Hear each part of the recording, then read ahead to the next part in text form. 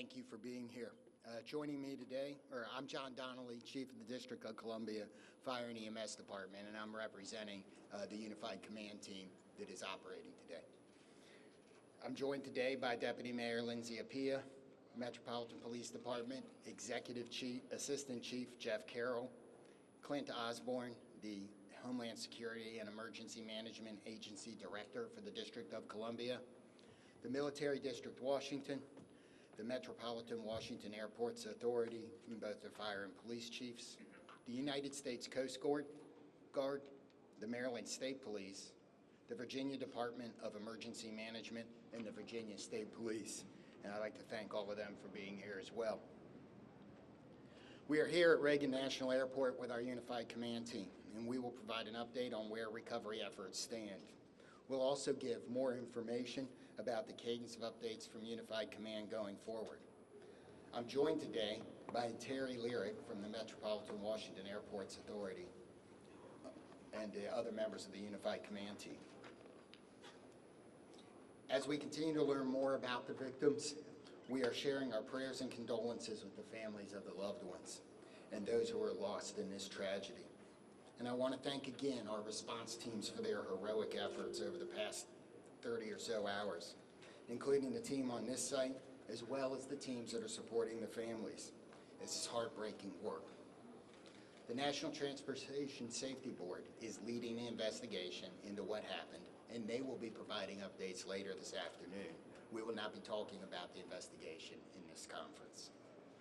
So Terry Lyric from the Metropolitan Washington Airports Authority will now provide an update on airport operations, and then I will update you on the activities since our last briefing and the activities over the next operational period. Thank you, Chief. Again, my name is Terry Lyric. I'm the Vice President Airport Manager of Reagan National Airport. Just kind of wanted to give an update on where we stand. As we know, the airport is open and operating. We are in a reduced capacity and a reduced arrival rate due to the proximity of the recovery site. We do have 2 of our 3 runways that are closed. So as always, we do want to encourage passengers to reach out to their airlines for any potential flight delays. Typically, a full schedule here at National Airport would encompass about 800 flights a day using those 3 runways. We've had several, obviously, cancellations yesterday.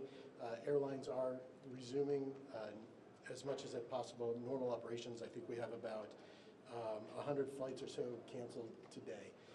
I do want to just recognize a lot of the airport teams who work behind the scenes, and we are here to support and coordinate with the ongoing recovery efforts, as well as working with NTSB in their investigation. With that, I'll just turn over my remarks to the next speaker. Thank you.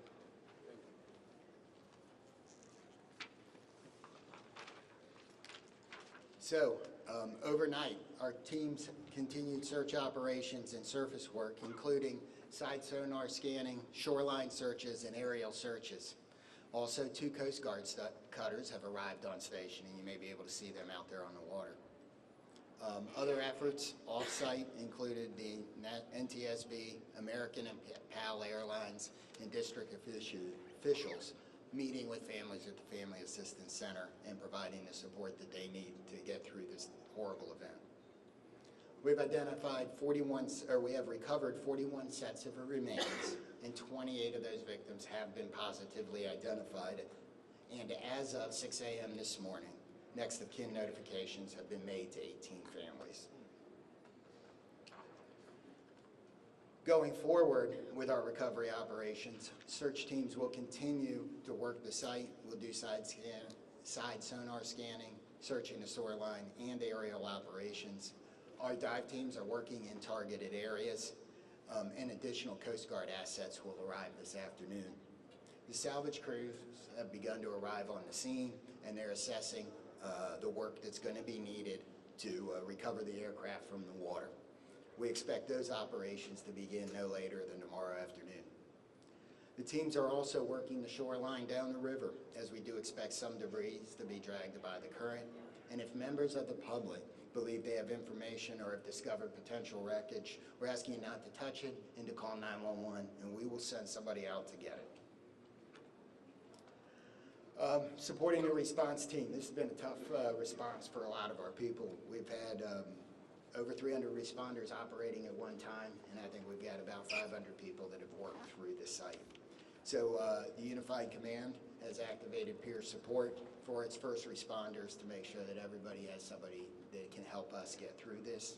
And the outpouring of support, people like the World Central Kitchen's relief team and many of the local restaurants and restaurants here at the airport have supported the people working, making sure they have food so they don't have to stop. And I want to thank the rest of the community for their outpouring of support and the messages that they have given to the firefighters, police officers, military officials, and everybody else that's working. If you want to help, the Greater Washington Community Foundation has a relief fund. You can donate at the link above. We also, be careful, avoid your fundraising scams, only trust verified sources, and ways you can help is to amplify that message using trusted sources on social media. Exercise patience through the transition as this impacts the region. Things like the delays at the airport, people are going to need your grace. I know we've got a lot of vehicles around. We've got some areas closed that are normally open to the public around the river, and we need your patience in that. Check in on your friends and neighbors, and if you're feeling anything about this event, please call the crisis hotline, talk to a medical professional, and you can use 988 on your phone. What do we got here? Is that the last one? So with that, we're going to be able to take a few questions. I'm going to start over here, and we'll work our way across. 1, 2, 3. Yes, sir. Hi, this is Campbell Roberts from the New York Times. Can any of you talk about the FAA's decision to restrict helicopter flights in and around National Airport? So the question is, can anybody talk about the FAA's decision to restrict flights in and around National Airport? I don't believe we have any. So that's probably beyond the scope of this interview. You'll have the NTSB later, and that's something I might ask them. Yes, sir. Chief Skylar Heather with CBS News. Given the time that has passed, can you describe the conditions right now as it relates to the recovery process and whether you all think that y'all will be able to recover more bodies? Okay, the question was, given the time that has passed and the conditions outside, do we believe we're going to be able to recover more bodies? And there's a lot of challenges with that. So I'm going to answer that one. I'm going to say that, yes, we expect to recover all of the bodies. We have that's why our teams are still working. We're going to have to work with the salvage company to do some of that work. Yes, sir. If I may ask a question on behalf of the Reagan National Airport. This is Alex Gabriello with News Nation. A lot of questions now circulating about the crowded airspace surrounding this airport. Also reports about other close calls, including 24 hours before the fatal accident. We've seen the FAA take the position of restricting the airspace, specifically Route 1 and 4 for choppers in this area. What is the airport's position about potentially toning down some of the air traffic around this airport, and should this have been done sooner, specifically the restrictions on the airspace for choppers on Route 1 and 4? Yeah, sure. The question was regarding air traffic, helicopter routes up and down the Potomac, right? That is an FAA responsibility. The airspace is controlled by the FAA. The airport does not have any responsibility outside of the surfaces, the airport itself. But most certainly, this has been conversations that you've had, and when it comes to safety for the airport, for the passengers that come in and out of D.C. Mm-hmm. Absolutely. The FAA does regulate the airport, and we follow all FAA safety regulations. Again, all I can say is the FAA is responsible for the airspace. And very briefly, a question for the chief. Sir, how long do you expect it to take for the salvage to be removed from the river to recover the bodies and do everything that's necessary to bring closure for these families? So we're working as fast as we can. I'm not going to be able to give a timeline on that as there's a lot of unknowns. But we hope that we have we have more salvage equipment here tomorrow, and that operation can begin then. So next 3 questions. 1, 2, 3. Chief Perry Russin, ABC News. How is weather affecting recovery efforts? Rain today, rain forecast later. What are the elements inside the river? How has all of this affected recovery? So the question is, how does the weather affect the recovery operation? In my view, it may slow it down slightly, but all of the units out here, all of the people work year-round in all conditions. We're going to be careful. We're going to make sure we don't hurt anybody else, but the weather we've seen so far is weather we can work in. If that were to change, that would affect it, but we haven't seen that. I would get one question at a time. Chief, you talked earlier about access to the site and to gain access to that area. We don't think that ice was a real problem that day, but the John Glenn has been out of service for some time. Do you have an update on when that vessel can be put back in So service? the question is access to the site, and the John Glenn is the fireboat for the District of Columbia. So what I referred to on access to the site is things like Gravelly Point being closed and that being lost as a local recreation area while we're working. There was some ice on the river. We made good access to the site with everybody else. The John Glenn, as has been reported, is one of the district's fireboats. It is not the primary asset for this type of operation, and while it's in the shop, it didn't affect anything, and we hope to have it back by this summer. Yes, sir. Mr. Lyric, I have a follow-up question about the runway closures. Brady Trimble with Fox. So you said 2 of 3 are closed because of their proximity to the crash site. Yeah. Can you explain why they remain closed? Sure, absolutely. So the question is, why are 2 of the 3 runways here at National Airport closed? So if you're familiar with the runway configurations here, we have a main north-south runway, and we have 2 what we call crosswind runways. The 2 crosswind runways, if aircraft were to take off or land over the aircraft recovery site that is out there right now, those would be impactful to the operation. So we've elected to keep those runways closed. And to follow up, how long do you expect that to remain the case? And are you saying that if there are still recovery teams in the Potomac, then there's no chance that these 2 runways are going to open? And how does that impact? Yeah, sure. So the question is asking how long we anticipate those runways to be closed. That's a dynamic situation. We worked with the FAA. I think what we've communicated is we anticipate, our expectation is a week. However, we'll reassess on Monday, and as the recovery efforts go, it's a fluid situation, obviously. Yeah. Okay, Paul here and there.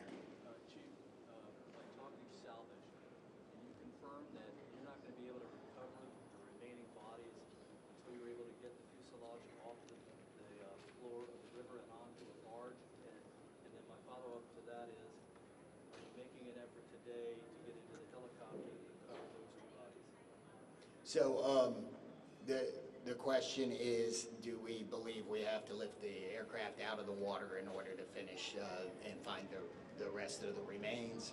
And the second part of the question was, are we focused on the helicopter today? And the answer to the first question is yes. I believe for us to recover the rest of the remains that we are going to need to get the fuselage out of the water.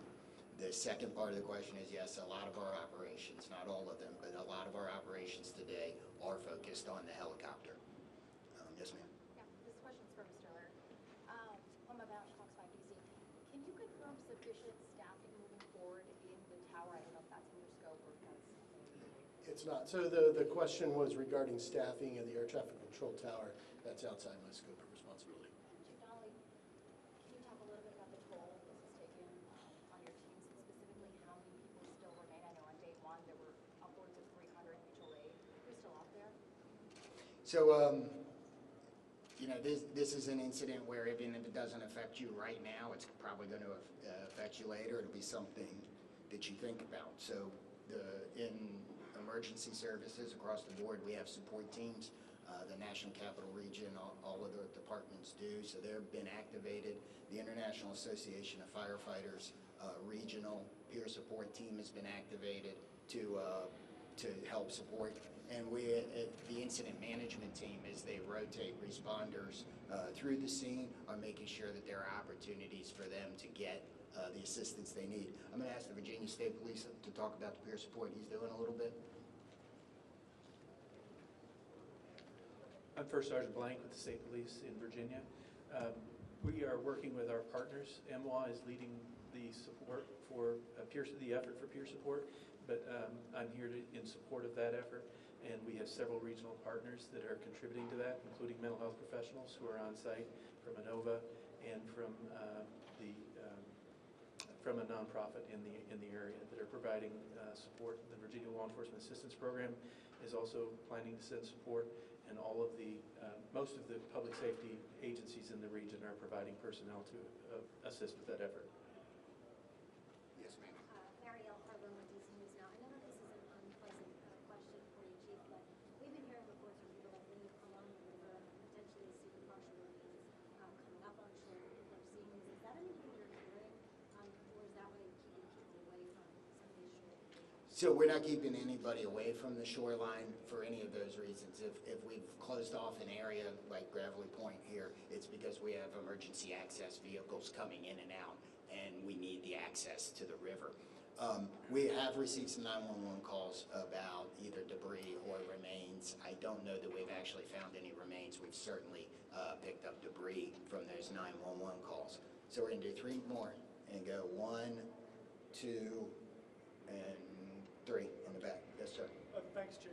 Jonathan Coos from Channel 9 Australia. This is a question for Terry. Terry, as Vice President and Manager of this airport, what concerns have you had specifically about the congested airspace, and have you ever raised those directly with the FAA? So again, the United States airspace is the safest in the world. Safety is one of our top priorities, and we continue to ensure that the airport is safe for operations. To follow up on that, it wasn't safe in this instance. There have been near misses here before. You would have been made aware of those as manager of this airport. Have you raised concerns with the FAA about the congested airspace around Washington's airport? Yeah, I can say again, we work with the FAA, we're regulated by the FAA, we comply with all FAA safety regulations. But that doesn't answer the question. Yes, sir. Can you talk about how much debris has been removed to Hangar 7? At some point, that operation be transitioned to a private company, the NTSB will hire, or will you guys actually put all the debris in the hangar? So that's an investigation question appropriate for NTSB this afternoon. We'll take 2 more. Yes, sir. Tom Roseburg, so I had a question for Terry as well. As far as the airport took a position against adding extra long-distance flights out of here, and one of the concerns was there's just too much already going on. Do you maintain those concerns because they're supposed to start in the next few months? Are you concerned about safety as those extra flights start? Yeah, thanks, Tom. So the question was regarding the additional slots to DCA. As you know, the slots are federally controlled, federally mandated, and we have to follow federal regulations. Are you still concerned about it? I mean, the airport authority was concerned at the time. Yes, again, we have to follow the federal regulations on the slot controls. Yeah. That's it. Hi, Jim Spellman, CGTN. Terry, one more question for you. You're talking about the FAA, Congress, federally mandated, et cetera. Where does the buck stop with this accident and ensuring that the next flight to take off from this runway is safe? So again, the question is really directed to the FAA and Congress, I believe. Yeah. Last question's right here. You have 41 victims recovered. Are you confident in the location of the others? Where are they? Are you confident that you know where they are? So I think we know where they are. We won't know until we're done. I mean, we're going to continue the search operation, but we've searched a large portion of this river, and we are right there. So, I didn't read. So the question. Let me answer the question again, or let me restate the question. Sorry. The question was, are we confident we know where the other remains are, and that it couples with the question about removing the aircraft. I believe that when we remove the aircraft, that will help us resolve this number. If it doesn't, we will continue the search. Okay. That's the process. You take the salvage, the fuselage out. You're going to put it on just reiterate that process, what that looks like. Removing it, putting it on a barge, is that right? So some of that isn't decided yet. We'll have to see what the salvage team is doing once they get all of their equipment here. So we may have more on that tomorrow, but so I don't know the exact process today. So thank you all for coming today. Hopefully we answered your questions. We are going to do this again tomorrow. I don't have the time yet, but we will push that out so we can provide the same type of update. Thank you.